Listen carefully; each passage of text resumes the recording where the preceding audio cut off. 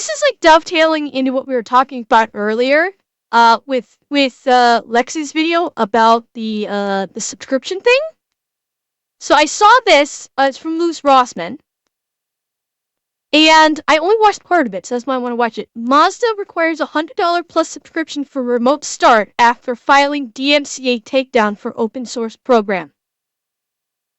So I love watching Louis Rossmann because he basically is one of the few people in the tech industry that is calling out these big companies on crazy shit like this. He's been sounding the alarm about these car companies doing these bullshit subscriptions for a couple years now. No, this is newer. This one is only a day old. This is 1 day old. So this just came out. He's talked about other car subscriptions before, like the heated seats with BMW and stuff. And he's talked about patents that cars companies have filed where where they can like lock down your car, and like they filed for a patent for technology that will lock down your car and self-drive it back to the dealer if you miss a payment. He has talked about that in the past. This is Mazda requires a subscription for like remote start, basic shit. So it's topical. Hey everybody, how's it going? Hope you're having a lovely day. Welcome to today's episode of How You're Getting Effed. I'm your host, Louis Rossmann. On this channel, I've gone over many ways within which when new technology comes out, even though it is better, even though we have new advances that we didn't have before, we have new features, new functionality, one of the problems is that when we used to buy computers and we used to get new technology, we used to own it. When we paid for it, it was ours. And now, when computers are added to many products that we utilize, they are not ours. If you have a remote start in your car, which is one instance, you used to pay for that key fob, you paid for the car, so it would just work. And nowadays, if you want stuff like this to work, well, sucks to suck. Mazda is doing something which they started doing several years ago, but it's only now that the trial is starting to end for a lot of people, where if you want to be able to do the remote start in your car, which again, many of you watching this video, you've had this functionality for like 20 years now, you will get a message like this. Josiah, as a valued member of the Mazda family, we want to inform you that your complimentary 3-year trial of Mazda Connected Services will expire in 60 days. We understand the importance of a connected driving experience and getting the... Now, okay, I'm gonna say one thing about this, and Louis may talk about this. Like I said, I only watched a little bit of this when I saw it pop in, and I thought, okay, this is something I should talk about on stream. I don't think this is not like the remote start like you're thinking of, where you have a separate key fob, or it's a part of your key fob to remotely start the car. You know, like some cars, my old car, my old SUV, it had a single key fob that had lock, unlock, and it had remote start on it. That was built into the factory key fob. That's not what this is. What this is if you're using the app. So this is, it feels like this is similar to like what's it called? Not Starlink, OnStar. Similar, this feels like it's similar to OnStar, where you can control the remote start and keyless entry from your phone, as opposed to a key fob. So that is a little different. Now, he may get into this further, but this is a cell phone app. This is not saying, oh, your key fob is a subscription. It is strictly from an app, and there's a lot of like app services. Loseki, that has been argued many times about these kind of apps being a security risk. Hell, they made it a plot point for the fucking Fast and the Furious movie, like Fast and Furious 6 or something. They made it a plot point. Yes, the concerns about your car being hacked has been there since the very beginning. High blades. So, we'll see if he goes into this, but this is not new. This kind of thing's not new. Like I said, OnStar has been doing this for years. They have. We've actually seen this for years. Like in Fords. Fords have been doing this, where they have the app And you do have to pay. It is a service that you have to pay for. It's not the actual key fob. So, the most out of your 2020 Mazda 3 sedan. To continue receiving the benefit features like remote start, vehicle status and health report, and remote keyless entry, be sure to sign up once future details are provided. Mazda Connected services will be available for $10 a month after the complimentary period ends. Watch for communication in the coming weeks, which will provide further details on how to sign up for the service. Because everything nowadays is a service. You did not that much buy is a true. product. You did not pay for hardware. It is Yeah. not your computer. It is Yeah. a service. Yes. And that is true. What he's saying is true. I know there's been talk about Windows turning the actual Windows OS into a service model, into a subscription service model. There has been talk about that. And the day they do that, you are going to see a worldwide shift to Linux. If Windows does that, you are going to see the Windows get dropped like it's hot, and people will flock to Linux or to Apple. 100%. They will do that. Abso-fucking-lutely they will. Which is why I don't think Windows will do it. Because as long as people have Apple and Linux as another option, Microsoft will not do the subscription base for OS. Cheer 100 software as a service is fraud as a business model. Yeah. Now, I could see them, speaking of business, I could see Windows do, I think Windows does do that for businesses. There is, I believe, a version of Windows as a service for businesses, but if they tried to do it across the board, people will drop Windows like it's hot. And they'll just either get an Apple or Linux will rise, basically. And for those who will say, well, actually it is because you're connecting to their server, it used to be that when you bought something that required a server, like a camera, like an Axis security camera, you could choose to connect to their server or you could choose to connect to your server. Because we used to have something called client-server architecture. It's kind of the basis where of the code. you, as the client, it's built could on it. type into the client software the IP address or the domain name of the server that you wanted to use. Because I have gray hair, I'm old enough to remember when that was standard and that was a thing.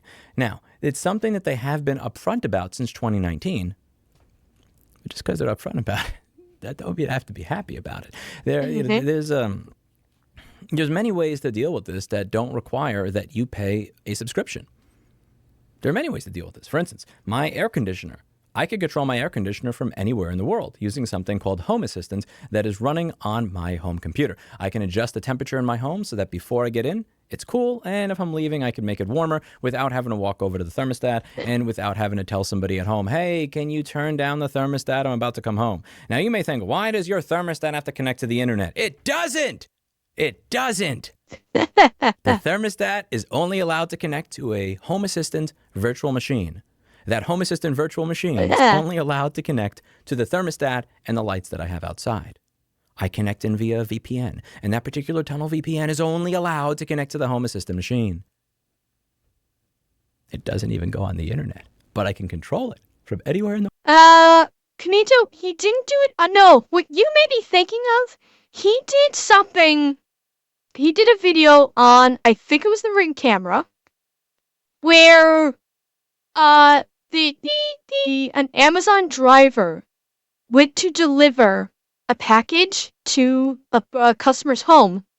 The Amazon driver claimed that the owner said something racist to him, and Amazon proceeded to shut down all of his smart home devices. Any echoes, cameras, door locks, all of it. Amazon said, fuck you, and shut it down. Because the driver claimed he said that he was racist. Yeah, Lewis did a big video about that, and Amazon backtracked real fucking fast afterwards. In the world. It is open source and free. Now, you may be thinking at this point, well, Lewis, why doesn't somebody simply develop this for Mazda stuff? You're complaining about this. Why don't you build your own? You should make your own system and make something instead of simply complaining on the internet. Well, you know what happens when I get a schematic on how to fix an Apple product and I teach people how to do it themselves instead of ask them and get their certifications? I get a notice from Kilpatrick and Townsend asking me to take down my video. You know what happens when Yep. somebody does reverse engineer all this stuff so that they can access everything in their own car that they already paid for? They get a DMCA takedown. I went over this already. I did this several months ago. You could see over here, Mazda filed a false DMCA takedown notice to intimidate an open source programmer. And if you click over here, you will see the DMCA takedown notice that was posed to him. They are claiming, they're going over the idea that I think this was something like an API. What is it? The original copyrighted code is published on the App Store. This guy was probing an API. Like, to mine, like that. Yeah, this is not DMCA-able. This is absolute bullshit. But It's bullshit, but it's also coming from a company that has a lot more money than the individual. So with the DMCA takedown, they're counting on the fact that he's not going to try and fight it in court because he can't afford to. That's what they're counting on. They're counting on, the company is counting on the individual does not have the money to sustain a lawyer for a long engaged court battle that will take years.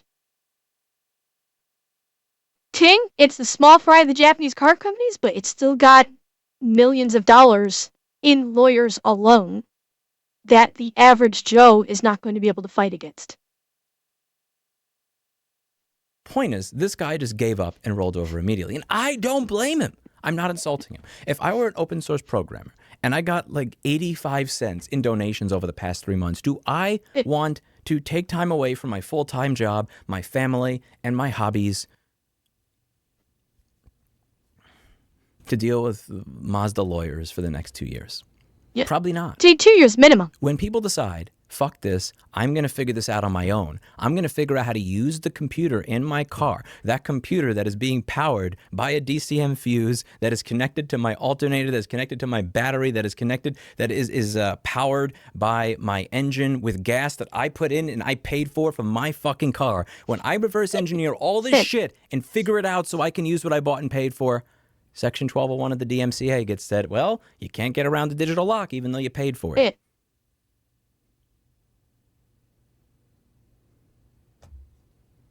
I never hear the ANCAPs and the hardcore libertarians in my comment section when I talk about this complain about Section 1201 of the DMCA. I wish I did more often. It says it's illegal to break the digital locks on something you own. Yep. That's insane.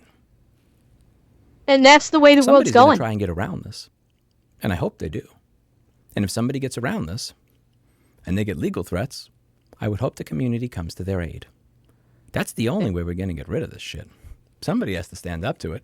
And that, or if you see either that changes or you see a change in government. This is where I've talked about where, like, basically the current system needs to be rebuilt from the ground up because the current system is broken beyond repair. The only way is to fight it in court or to actually get people into office that are not in the pockets of corporations. Because they all are. They're all in the pockets of corporations. They're all serving the corporate interests, not the people's interests. People's interests have not been served in most countries for about the last 100 years. Absolutely have not. So the key is you need to get people in office that are not in the pockets of corporations, in the majority. Simple solution there, corporations cannot donate to political parties. Make that a law. A corporation is not allowed to donate. It's not going to happen. I'm very aware of this. It's not going to happen. That's why I said the entire system needs to be rebuilt from the ground up. Well, I'm speaking of one thing. One thing. There are thousands of things that need to get changed. And that's why I said it needs to get rebuilt from the ground up. But it's not going to. It's simply not going to. smart people have been standing up to it. This gentleman right here is a freaking hero. He figured out how to get access to all of this stuff, and he was making Home Assistant plugins like these so that I can Dude put a blueprint for car thief. Huh? Sadistic, do you mean like the dude put a blueprint for car thieves on YouTube? Like he basically put this on YouTube to allow people to steal cars? I mean, I can certainly appreciate that side of the argument. But at the same time, but I can see the side of the argument, but here's the problem, is when you have these car companies that are locking people out of their own vehicles, essentially, it's desperation. It's, this is desperation to own your own property and not being allowed to, and so people are are functioning desperately, and unfortunately, some people will make decisions like that are not wise decisions. This needs to get fixed from the top down. This entire situation needs to get fixed from the top down, and it's not going to, because the top down is getting money hand over fist. When they stop making money, that's when things will change, and they're not going to be making money. I could use an open source distribution called Home Assistant. I could run a little virtual machine of it, and I could use it to control all this stuff. Home Assistant is a beautiful thing. It's great. You may think, I don't want my AC connecting to the internet. I'm fine with my air conditioner I'm fine with my AC being limited by my firewall to only connect to Home Assistant. Home Assistant being limited to only connect to my VPN so that I can control this from anywhere in the world, and it never goes on the internet. Can't connect to anything. It's mine. I control it. That's the way technology is supposed to be. That's the way. Aaron, I remember that. I don't think was it Kias or was it Hondas? I vaguely remember that from a couple of years ago that there was like there was a TikTok challenge to steal cars. Was it Kias? Okay. Yeah, they were doing like TikTok challenges for stealing, I guess it was the Kias. That was like what, 3-4 years ago or something? I remember that. Yeah. A smart home is supposed to be. That's the way this is supposed to work. I'm supposed to be able to trust it. I'm supposed to be able to understand that because I bought this, I own it, I can do with it as I please as long as I am not harming others. If you think this is not coming to a car company near you, think again. I drive a Chevy truck. I have a GMC. I have a Silverado. This is never going to be a problem for me. Oh, wait. Bullshit. All the General Motors vehicles have computers in them that tell how you drive, collect that data without your consent, and sell it to insurance companies so they can raise your rates. Yep. Every car company's doing stuff like this. If you want to be, well, just don't buy this brand car. You're stupid. It's all the brands. You bought this brand. Those are the simps that make the world worse. That don't realize that everybody's doing it. And when everybody's doing it, does it really matter?